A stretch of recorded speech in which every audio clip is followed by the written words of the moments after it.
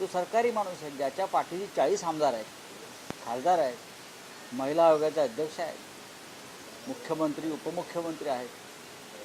अशा महान महात्म्यावरती आम्ही काय उत्तर देणार? सरकारला विचार आहे प्रश्न. सरकार म्हणतंय की गॅस पुरवठा नाही, मात्र अकोल्यामध्ये गॅसच्या रांगेमध्ये एका वृद्धाचा मृत्यू झालेला आहे. बघा, राज्याचे मुख्यमंत्री देवेंद्र फडणवीस यांनी असं म्हटलं आहे की लॉकडाऊन, गॅस टंचाई वगैरेची अफवा पसरवणं हा अपराध आहे, त्याच्यावर दंडात्मक कारवाई केली जाईल. पण महाराष्ट्रामध्ये ठिकठिकाणी गॅसच्या रांगेमध्ये लोक आजारी पडत आहेत आणि स्वतः तुमचे अन्न व नागरी पुरवठा मंत्री म्हणतात गॅसची टंचाई आहे म्हणून भुजबळ म्हणतात. आधी कॅबिनेटमध्ये एकमत काय आहे ते पहा. मुख्यमंत्री म्हणतात सगळं ठीक आहे,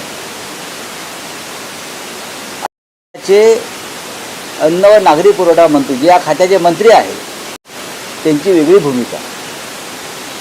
त्यांनी म्हटलंय की विशिष्ट कालमर्यादेच्या पलीकडे आम्ही ही गॅस वगैरे पुरवू शकत नाही.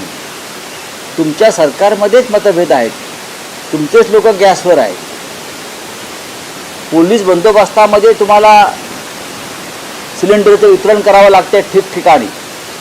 हे कसं नाही. या अफवा कोण पसरवत आहे? या अफवा गुजरातमधून झाल्या. सगळ्यात जास्त रांगा या गुजरातमध्ये लागतात. जसं होण्यासंदर्भात पहिली माहिती ही गुजरातमध्ये कळली आणि गुजरातमध्ये 8 दिवस आधीच लोकांनी बँकेत रांगा लावून आपले काळा पैसा आत टाकला. कुठे कुठे अमित शहांच्या बँकेमध्ये म्हणजे एका तासामध्ये 500 कोटी रुपये जमा झाले. त्या राज्यामध्ये गुजरातचे गृहमंत्री आणि प्रधानमंत्री असल्यामुळे त्यांना ही बातमी लवकर कळते. गुजरातमध्ये त्या रांगा लागलेल्या आहेत, त्याच्यामुळे महाराष्ट्रामध्ये लॉकडाऊन लागेल, टंचाई होणार आहे. हे गुजरातवरून आलेलं हवा आहे, बरोबर आहे. गुजरातमधल्या रांगा जर आपण पाहिल्यात पेट्रोल पंपावरच्या किंवा गॅस, तर मोठे मोठे पाण्याचे ड्रम घेऊन लोक रांगेत उभे आहेत. पहा तुम्ही चित्र.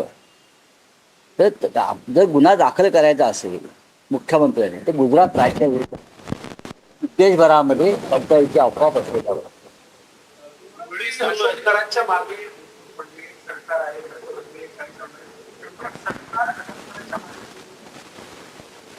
सरकार जर अशोक खरातच्या मागे नसतं तर हे जे 40 आमदार, खासदार, मंत्री जे तिथे सेवा करायला जात होते त्यांची यादी सरकारने जाहीर केली असते. भोंदू बाबापेक्षा भोंदू बाबाला प्रतिष्ठा देणारे राज्यकर्ते आणि राजकारणी अधिक महत्वाचे असतात, अधिक गुन्हेगार असतात. लक्षात घ्या. भोंदू बाबा तर आहेच, पण त्या भोंदू बाबाच्या चरणाशी जाऊन सेवा करणारे जे आहे, विधी करणारे जे आहे, त्या राज्यकर्त्यांना अधिक अपराधी मानायला पाहिजे. त्याच्यामुळे अशा सगळ्यांची यादी जाहीर व्हायला पाहिजे. तुम्ही इतर गुन्ह्यामध्ये सहआरोपींची नावं देता ना, पोलीस देतात ना. इतर लहान सहान गुन्ह्यामध्ये, मोठ्या गुन्ह्यामध्ये गुन्हेगारांना मदत करणाऱ्यांची नावं देतात, त्यांना अटक करतात, त्यांना चौकशीला बोलवता. इथे दीपक केसरकरांना बोलवलं चौकशीला, तटकरांना बोलवलं चौकशीला, रुपाली चाकणकरांना बोलवलं चौकशीला, उपमुख्यमंत्री एकनाथ शिंदे यांना बोलवलंय चौकशीला, राधाकृष्ण विखे पाटील यांना बोलवलं चौकशीला. विचारा तर खरंच, मी तिथे का गेला होतात, तुम्ही कोणते विधी केलेत, त्यातून तुम्हाला काय फायदा झाला, तुम्ही त्यांना किती पैसे दिलेत, पैसे कुठून आणलेत. पोलिसांना जर काही प्रश्न विचारण्यात अडचण असेल तर मी त्यांना प्रश्नावली निर्माण करून देतो.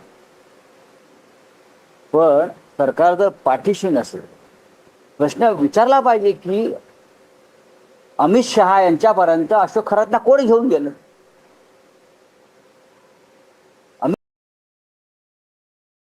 अशोक खरातला कोण घेऊन गेलं. चंद्रकांत दादा पाटील यांच्यापर्यंत अशोक खरात कसा पोहोचला. फोटो कोणी कोणाबरोबर काढू शकतो असं मुख्यमंत्री म्हणतात.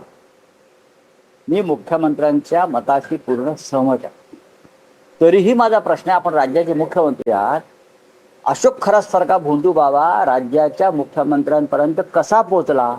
देवेंद्रजींकडे कोणीतरी मध्यस्थ आहे, कोणीतरी दलाल आहे जे या सरकारमध्ये, सत्तेमध्ये या भोंदू बाबाला प्रतिष्ठा देतो. अशोक खरात मंत्रालयामध्ये कसा पोचतो, कसा पोहोचला? अशोक खरात अनेक मंत्र्यांच्या कामात कसा हस्तक्षेप करू शकत होता? माहिती द्या ना आम्हाला. नुसते त्याचे ते व्हिडिओ पोलीस घेऊन चाललेत आणि कायद्याचा बालेकिल्ला अमुक अमुक जिल्हा,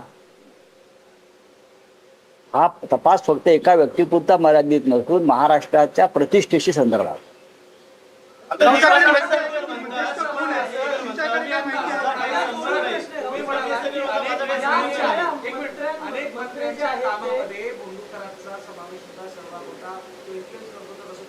नक्कीच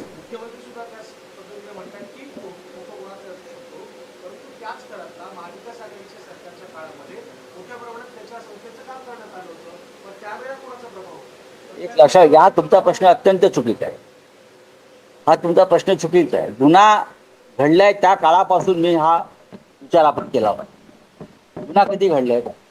हे साधारण 1 वर्षभरातले हे गुन्हेगारीचं स्वरूप आहे. 1 वर्षभरात, बरोबर आहे.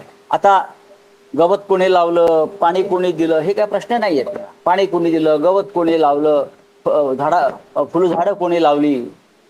मुळात असं आहे, तिथे अशा प्रकारे जाऊन गेल्या 2 वर्षामध्ये कोणते मंत्री, कोणते आमदार, कोणते खासदार त्या बुवाबाजीला प्रतिष्ठा देत होते. महाविकास आघाडीच्या काळामध्ये काय झालं, काय नाही, त्या संदर्भात उघड आहे. तुम्ही पाणी दिलं असं म्हणताय, ठीक आहे, तुम्ही बातमी दिली आहे पाणी दिलं. पाणी देणं हा गुन्हा आहे का? एखाद्या संस्थेला अनेक त्यावेळेला रजिस्टर असलेल्या अनेक संस्थांना आताही पाणी दिलंय, पूर्वी पाणी दिलं असेल, पण विषय तो नाहीये. तुम्ही विषयांतर करू नका.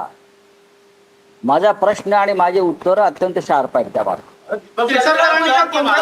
माझं म्हणणं आहे की तुम्ही आत्ता सत्ताधारी जे मंत्री आहेत त्यांच्यामुळे हे सगळं, या ज्यांच्या काळात हे सगळं शोषणाचं कांड झालं.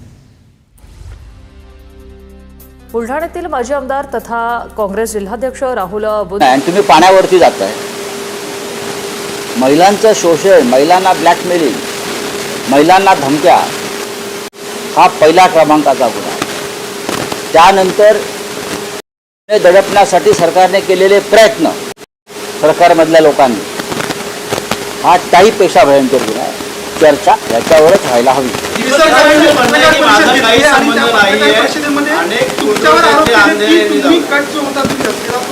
अयशस्वी झाला त्यामुळे त्यांची बदनामी करताय तुम्ही, असं त्यांनी आरोप केला. अजिबात नाही. मला काय करायचं, कोणाची कट रचून.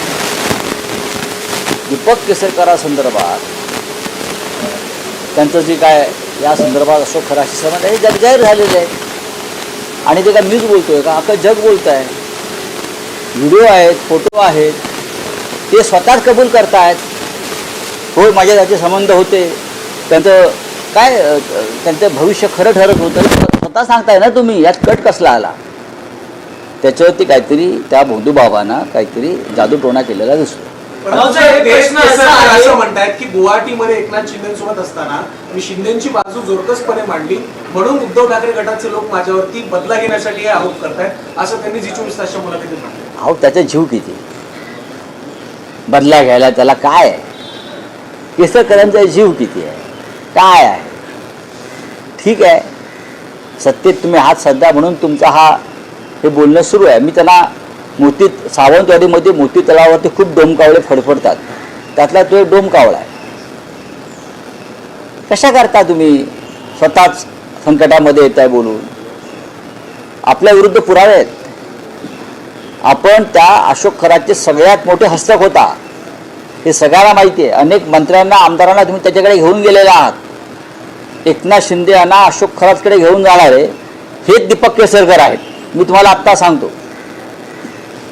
महाराष्ट्राच्या राजकारणात मोठा भूकंप होणार आहे आणि तो टायगर किंवा तुतारी असं असेल तर योग्य वेळी मी जाहीर करेन, असा गौप्यस्फोट ज्योती वाघमारेंनी केला. Operation tiger. ठीक आहे, करू द्या. झालं. सर, एक प्रश्न असा आहे की जे सरकारमधले मंत्री आहेत ते मंत्री होणार हे सुद्धा अशोक खरात ठरवत होता, अशी सुद्धा एक माहिती. बघा, मगाशी असं म्हटलं की त्यांचा हस्तक्षेप होता. त्या माणसाचा हस्तक्षेप सर्वत्र होता. केसरकर शिक्षण मंत्री असताना शिक्षण खात्यामधल्या बदल्या बढत्या टेंडर हे सगळं अशोक खरात ठरवायचा. मुख्यमंत्र्यांनी चौकशी करावी. ट्रायडंट हॉटेलमध्ये बसून हा सगळा कारभार शिक्षण खात्याचा हे महान शिक्षण तज्ज्ञ महर्षी अशोक खरात करत होते. चला. आता केसरकर म्हणते की माझा काही संबंध नाही. अनेक आरोप जे आहेत ते आंधळ्याने फोटो दाखवून केलेले, मात्र आता पुढे टाळाटाळ करतात. मला माहित नाही. हा बोला बोलिए. हिंदी में जानना चाहेंगे कि इंडिया अलायंस प्रेस कॉन्फ्रेंस सीमित रही है क्या कि कांग्रेस और ममता बनर्जी अलग अलग लड़ रहे हैं? क्या किसने कहा Opposite है? लड़ रहे हैं सर. हमेशा पश्चिम बंगाल में इस प्रकार से चुनाव होते हैं. कांग्रेस और ममता बनर्जी ये अलग अलग लड़ते हैं, तो उनका निर्णय है. ममता बनर्जी जरूर इंडिया ब्लॉक की समर्थक है, लेकिन एक राज्य की राजनीति अलग होती है. और अगर दो पार्टी चुनाव अलग लड़ते हैं तो उसमें क्या है, ठीक है, देख लेंगे. लेकिन जीतेगी तो ममता जीतेगी तो ममता जीतेगी. बीजेपी को फायदा हो रहा है. हाँ, इन सीटों से बीजेपी को फायदा हो रहा है क्योंकि आपस में ही लड़ रही है. ऐसा दोनों को लगता है. तो दोनों ने एक साथ बात करके